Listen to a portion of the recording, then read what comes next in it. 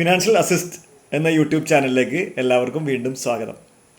Financial പ്രൊഡക്റ്റുകളെക്കുറിച്ചും പുതിയ അറിവുകളെക്കുറിച്ചുമുള്ള ഡീറ്റെയിൽസാണ് ഈ channel cover ചെയ്യുന്നത്.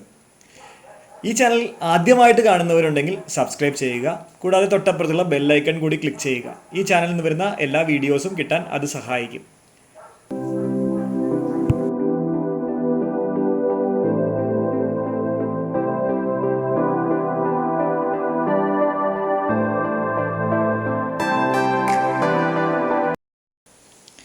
മ്യൂച്വൽ ഫണ്ട് എന്ന് കേൾക്കുമ്പോൾ തന്നെ എല്ലാവർക്കും ഓർമ്മ വരുന്നത് ഷെയർ മാർക്കറ്റ്, അല്ലെങ്കിൽ ഇപ്പോൾ മ്യൂച്വൽ ഫണ്ടിനെ കുറിച്ചുള്ള പരസ്യം ടി വിയിൽ എപ്പോഴുമുണ്ട്. മ്യൂച്വൽ ഫണ്ട് സഹീഹേ എന്ന് പറഞ്ഞിട്ടുള്ള പരസ്യം നന്നായിട്ട് ചെയ്യുന്നുണ്ട്. പക്ഷേ എങ്കിൽ പോലും മ്യൂച്വൽ ഫണ്ടിനെ കുറിച്ചുള്ള ടെൻഷൻ, അത് നഷ്ടം പറ്റുമോ എന്നുള്ളതും ഇപ്പോഴും നിലനിൽക്കുന്നു എന്ന് തോന്നുന്നു. അപ്പോൾ ഈ വീഡിയോ സത്യം പറഞ്ഞാൽ ബിഗിനേഴ്സിനുള്ളതാണ്. മ്യൂച്വൽ ഫണ്ട്സ് എന്താ എന്ന് ഫസ്റ്റ് ടൈം കേൾക്കുന്നവർക്കുള്ളതാണ്. അപ്പോൾ ഇത് മ്യൂച്വൽ ഫണ്ടിനെ കുറിച്ച് നിങ്ങൾ മനസ്സിലാക്കേണ്ട ഒരു കാര്യം എന്ന് വെച്ച് കഴിഞ്ഞാൽ, ഇപ്പോൾ നമ്മുടെ മാർക്കറ്റിൽ അവൈലബിൾ ആയിട്ടുള്ള 500-600 സ്കീംസ് ഉണ്ടാവും. ഈ 600 സ്കീംസിൽ ഏറ്റവും മോശം സ്കീംസ് സെലക്ട് ചെയ്താൽ പോലും ഒരു 7 തൊട്ട് 10 കൊല്ലം നമ്മളത് ഹോൾഡ് ചെയ്യുകയാണെങ്കിൽ FD-യേക്കാളും മെച്ചപ്പെട്ട റിട്ടേൺ, ഒരു 7-10% റിട്ടേൺ വരുമെന്നുള്ള കാര്യമാണ് ആദ്യമായിട്ട് മനസ്സിലാക്കേണ്ട കാര്യം. അതായത് മ്യൂച്വൽ ഫണ്ട് നല്ലതാണോ മോശമാണോ എന്ന് ഉള്ള ചോദ്യത്തിന് ഉള്ള ഉത്തരം ആയിട്ടാണ് ഞാനിത് പറയുന്നത്. പിന്നെ ആവറേജ് ആയിട്ട് നമുക്ക് എക്സ്പെക്ട് ചെയ്യാവുന്ന ഒരു റിട്ടേൺ എന്ന് പറഞ്ഞാൽ അറൗണ്ട് ഒരു 12-15% return on A 5-year term ആണ് നമുക്ക് എക്സ്പെക്ട് ചെയ്യാവുന്ന റിട്ടേൺ. അതുതന്നെ നമ്മുടെ FD-യുടെ 3 ഇരട്ടിയായി. അപ്പോൾ FD-യെ കമ്പയർ ചെയ്യുമ്പോൾ ഒരു 3 ഇരട്ടി നല്ല റിട്ടേൺ, നല്ല ഒരു ഇൻവെസ്റ്റ്മെന്റ് ആണ് മ്യൂച്വൽ ഫണ്ട് ഇൻവെസ്റ്റ്മെന്റ്. എന്താണ് മ്യൂച്വൽ ഫണ്ട് എന്ന് ചോദിച്ചു കഴിഞ്ഞാൽ, എല്ലാവർക്കും മ്യൂച്വൽ ഫണ്ട് ഷെയർ മാർക്കറ്റിൽ ഇൻവെസ്റ്റ് ചെയ്യുന്ന ഒരു ഫിനാൻഷ്യൽ ഒരു സംഭവമാണെന്നാണ് എല്ലാവരുടെയും തോന്നൽ. പക്ഷേ ഷെയർ മാർക്കറ്റിൽ മാത്രമല്ല, ഗോൾഡിൽ ഇൻവെസ്റ്റ് ചെയ്യുന്ന മ്യൂച്വൽ ഫണ്ട്സ് ഉണ്ട്, റിയൽ എസ്റ്റേറ്റിൽ ഇൻവെസ്റ്റ് ചെയ്യുന്ന മ്യൂച്വൽ ഫണ്ട്സ് ഉണ്ട്, ഡെപ്റ്റ് ഗവൺമെൻറ് ബോൺസിൽ ഇൻവെസ്റ്റ് ചെയ്യുന്ന മ്യൂച്വൽ ഫണ്ട്സ് ഉണ്ട്, ഇക്വിറ്റിയിൽ ഇൻവെസ്റ്റ് ചെയ്യുന്ന, ഷെയർ മാർക്കറ്റിൽ ഇൻവെസ്റ്റ് ചെയ്യുന്ന മ്യൂച്വൽ ഫണ്ട്സ് ഉണ്ട്. കൂടുതൽ പോപ്പുലർ ആയിട്ടുള്ളത് ഇക്വിറ്റിയിൽ ഇൻവെസ്റ്റ് ചെയ്യുന്ന മ്യൂച്വൽ ഫണ്ട്സ് ആണ്. ഇനി മ്യൂച്വൽ ഫണ്ട്സ് എങ്ങനെയാണ് ഇത് വർക്ക് ചെയ്യുക എന്ന് നോക്കാം. ഇത് ഒരു ഫണ്ട് മാനേജ്മെൻറ്റ് കമ്പനി ഉണ്ടായിരിക്കും. അതിനെ AMC, അസറ്റ് മാനേജ്മെൻറ്റ് കമ്പനി എന്നാണ് പറയുക. ഈ മ്യൂച്വൽ ഫണ്ട് കമ്പനി, ഈ ഫണ്ട് മാനേജ്മെൻറ്റ് കമ്പനി ഒരു ഫണ്ട് ഇറക്കും. അതായത് അത് ലാർജ് ക്യാപ്പ്, അതായത് 1000 കോടി രൂപയിൽ കൂടുതൽ മൂല്യമുള്ള ഷെയർസ് ഉള്ള ലാർജ് ക്യാപ്പ് ഫണ്ട്സോ അല്ലെങ്കിൽ മൾട്ടി ക്യാപ്പ് ഫണ്ട്, അങ്ങനെ ഒരു ഫണ്ട് ഇറക്കും. എന്നിട്ട് പൊതുജനങ്ങളുടെ കയ്യിൽ നിന്ന് ഫണ്ട് കളക്ട് ചെയ്യും. എത്രയാണോ ഫണ്ട് കളക്ട് ചെയ്യുന്നത് അതിനെ AUM എന്ന് പറയും, അസറ്റ് അണ്ടർ മാനേജ്മെൻറ്റ്. നമുക്കൊരു എക്സാമ്പിൾ എടുക്കുകയെന്ന് വെച്ച് കഴിഞ്ഞാൽ, ഒരു ഫണ്ട് ഇറക്കി, ഒരു ലാർജ് ക്യാപ്പ് ഫണ്ട്. ഒരു എക്സാമ്പിളിന് പറയുകയാണ്, ഒരു 20 പേരുടെ കയ്യിൽ നിന്നാണ് ഫണ്ട് കിട്ടിയത്. ഒരു എക്സാമ്പിൾ മാത്രമാണ്, ഇന്ത്യയിൽ നിന്ന് മുഴുവനും ഫണ്ട് കിട്ടും. 20 പേരുടെ കയ്യിൽ നിന്ന് ഒരാൾ 5000 ഇൻവെസ്റ്റ് ചെയ്യുന്നു, ഒരാൾ 10000 ഇൻവെസ്റ്റ് ചെയ്യുന്നു. അങ്ങനെ 1 ലക്ഷം രൂപ കളക്ട് ചെയ്തു എന്ന് കരുതുക.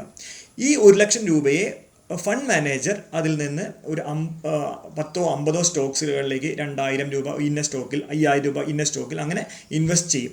അതാണ് ഒരു മ്യൂച്വൽ ഫണ്ട്, ഒരു ലളിതമായിട്ടുള്ള, നമ്മൾ പറഞ്ഞു കഴിഞ്ഞാൽ മ്യൂച്വൽ ഫണ്ട്സിൻ്റെ ഒരു ഘടന.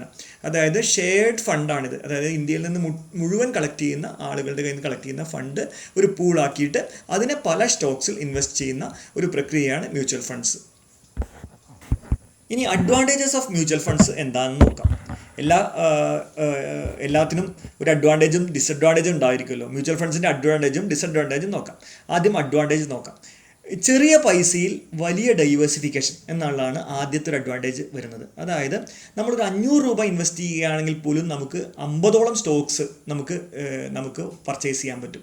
ചിലപ്പോൾ ഇൻഫോസിസിൻ്റെ, അല്ലെങ്കിൽ വിപ്രോയുടെ, അല്ലെങ്കിൽ HDFC ബാങ്ക്, ICICI ബാങ്ക്, ഓരോ സ്റ്റോക്കിനും 1000-2000 രൂപ വില വരും. ഈ എല്ലാ സ്റ്റോക്കുകളുടെയും ചെറിയ പെർസെൻറ്റേജ് നമുക്ക് പർച്ചേസ് ചെയ്യാൻ പറ്റുന്നു എന്നുള്ളതാണ് തന്നെയാണ് മ്യൂച്വൽ ഫണ്ട് ഏറ്റവും വലിയ അഡ്വാൻറ്റേജ്. പിന്നെ എക്സ്പേർട്ട് മാനേജിങ് യുവർ ഫണ്ട്, അതായത് ഒരു എക്സ്പേർട്ട് മാനേജ്മെൻറ്റ് നമ്മുടെ ഫണ്ടിന് കിട്ടും. ശരിക്കും ഒരു എക്സ്പേർട്ടിനെ നമ്മൾ വെക്കുകയാണെങ്കിൽ നല്ലൊരു ഫീസ് നമുക്ക് കൊടുക്കേണ്ടി വരും ഒരു ഫണ്ട് മാനേജ്മെൻറ്റിന്. ഇതൊരു എക്സ്പേർട്ടിനെ നമുക്ക് മ്യൂച്വൽ ഫണ്ടിലെ ഫണ്ട് മാനേജറുടെ കെയർ ഓഫിൽ നമുക്ക് കിട്ടും. പിന്നെ നമുക്ക് ടെൻഷൻ ഫ്രീ ആയിട്ട് ഇൻവെസ്റ്റ് ചെയ്യാൻ പറ്റും. ഇപ്പോൾ ഷെയർ മാർക്കറ്റിൽ നമ്മൾ നേരിട്ട് ഇൻവെസ്റ്റ് ചെയ്യുകയാണെങ്കിൽ നമുക്ക് വിൽക്കണം, വാങ്ങണം, കൂടുന്നോ കുറയുന്നോ എന്നുള്ള ടെൻഷൻ, ഇതൊന്നും വേണ്ട. നമ്മൾ ആ ടെൻഷനും നമ്മൾ ആ എമൗണ്ട് മ്യൂച്വൽ ഫണ്ട് ഏൽപ്പിക്കുന്നത് കൊണ്ട് പർച്ചേസും സെല്ലും ഒക്കെ അവർ ചെയ്തുകൊള്ളും. പിന്നെ ഏറ്റവും വലിയ വേറൊരു അഡ്വാൻറ്റേജ് SIP മോഡലിൽ നമുക്ക് ഇൻവെസ്റ്റ് ചെയ്യാം എന്നുള്ളതാണ്. SIP എന്ന് വെച്ചാൽ സിസ്റ്റമാറ്റിക് ഇൻവെസ്റ്റ്മെൻറ്റ് പ്ലാൻ. ഇത് നമുക്ക് വളരെ ചെറിയൊരു എമൗണ്ട് ആയിട്ട് ഇൻവെസ്റ്റ് ചെയ്യാം. നമ്മുടെ ബാങ്ക് അക്കൗണ്ടിൽ തന്നെ എല്ലാ മാസവും പൊക്കോളും. റെഗുലർ ആയിട്ടുള്ള ഇൻവെസ്റ്റ്മെൻ്റ് ആയിട്ട് നിർത്താം. നമുക്ക് എപ്പോൾ വേണമെങ്കിലും സ്റ്റോപ്പ് ചെയ്യാം. SIPയുടെ എമൗണ്ട് കൂട്ടാം, കുറയ്ക്കാം. അതിന് കൂടെ തന്നെ നമുക്ക് വേറെ അറിയേണ്ട ഒരു കാര്യം എന്ന് വെച്ചാൽ എമൗണ്ട് ചെക്ക് ബൗൺസ് വന്നു കഴിഞ്ഞാൽ, നമ്മുടെ അക്കൗണ്ടിൽ ക്യാഷ് ഇല്ലാതെ ബൗൺസ് വന്നു കഴിഞ്ഞാലും ഇതിൽ ചെക്ക് ബൗൺസ് ചാർജസ് ഒന്നും വരികയില്ല എന്നുള്ള കാര്യവും നമ്മൾ ഓർക്കുന്നത് നല്ലതാണ്. ഇനി നമുക്ക് 1-2 ഡിസഡ്വാൻറ്റേജസിനെ കുറിച്ച് നോക്കാം മ്യൂച്വൽ ഫണ്ടിൻ്റെ. ഒന്നാമത്, ചില സന്ദർഭങ്ങളിൽ ഫണ്ട് മാനേജർ നിസ്സഹായനായി പോകും. കാരണം മാർക്കറ്റ് താഴത്തേക്ക് വരുന്ന അവസരങ്ങളിൽ ശരിക്കും പുതിയ ഷെയർസ് പർച്ചേസ് ചെയ്യുകയാണ് വേണ്ടത്. പക്ഷേ റിഡംഷൻ പ്രഷർ വരുമ്പോൾ, കാശ് കസ്റ്റമേഴ്സിന് തിരിച്ചു കൊടുക്കേണ്ടി വരുമ്പോൾ പുതിയ ഷെയർ വിൽക്കേണ്ടി വരുന്നു, ലാഭത്തിലുള്ള ഷെയർസൊക്കെ വിൽക്കേണ്ടി വരുന്നു എന്നുള്ള രീതിയിൽ അപ്പോൾ ഫണ്ടിൻ്റെ പെർഫോമൻസിനെ അത് ബാധിക്കും. പിന്നെ രണ്ടാമത്തെ ഒരു അവസരത്തിൽ ഫണ്ട് മാനേജേഴ്സ് ചിലപ്പോൾ റിസ്ക് എടുക്കില്ല. അവർ എസ്റ്റാബ്ലിഷ്ഡ് ആയിട്ടുള്ള സ്റ്റോക്സിൽ മാത്രം ഇൻവെസ്റ്റ് ചെയ്ത് 10 മുതൽ 12% വരെ ഗ്രോത്ത് തന്നുകൊണ്ടേയിരിക്കാൻ ശ്രമിച്ചുകൊണ്ടിരിക്കും. അപ്പോൾ പുതിയൊരു ഓപ്പർച്യൂണിറ്റി അവരെ നോക്കാത്ത രീതിയിലുള്ള ഫണ്ട് മാനേജേഴ്സിനെയും നമ്മൾ കാണാറുണ്ട്. അതും ഒരു ഡിസഡ്വാൻറ്റേജ് ആണ് മ്യൂച്വൽ ഫണ്ടിൻ്റെ. ഇനി മ്യൂച്വൽ ഫണ്ടിൻ്റെ ഉപയോഗങ്ങൾ നോക്കാം. എന്തൊക്കെ യൂസസിന് നമുക്ക് ലോങ് ടേം ഗോൾസ് ആയാലും children education, children marriage, retirement, vacation planning, ഇതിനൊക്കെ നമുക്ക് മ്യൂച്വൽ ഫണ്ട് രീതിയിൽ നമുക്ക് എമൗണ്ട് സ്വരൂപിക്കാം. ഏറ്റവും നല്ല ഗ്രോത്ത് തരുന്ന, ഒരു 15% ഗ്രോത്ത് തരുന്ന ഏറ്റവും ബെസ്റ്റ് ഒരു ഇൻവെസ്റ്റ്മെൻറ്റ് പ്ലാൻ തന്നെയാണ്. അപ്പോൾ നമ്മളൊരു ചിട്ടയായ രീതിയിൽ ഇതിൽ SIP റൂട്ടൊക്കെ ഇൻവെസ്റ്റ് ചെയ്ത് പോവുകയാണെങ്കിൽ വളരെ നല്ലൊരു കാര്യമായിരിക്കും. അതിൽ തന്നെ നമ്മളുടെ ചിൽഡ്രൻ എഡ്യൂക്കേഷൻ, മാരേജ് എന്നൊക്കെ പറഞ്ഞത് കുറച്ച് നമ്മൾ സേഫ് ഫണ്ടായ ലാർജ് ക്യാപ് ഫണ്ട് എടുക്കാം. ഇനി വെക്കേഷൻ എന്നൊക്കെ പോലെയുള്ള ഗോൾസ് ആണെങ്കിൽ നമുക്ക് കുറച്ചും കൂടി റിസ്ക് ആയിട്ടുള്ള ഫണ്ട് സെലക്ട് ചെയ്യാം. മ്യൂച്വൽ ഫണ്ടിനെ കുറിച്ചുള്ള ഒരു ബേസിക് ഇൻട്രൊഡക്ഷനുള്ള വീഡിയോ, ബിഗിനേഴ്സിനുള്ള വീഡിയോ എല്ലാവർക്കും ഇഷ്ടമായെന്ന് കരുതുന്നു.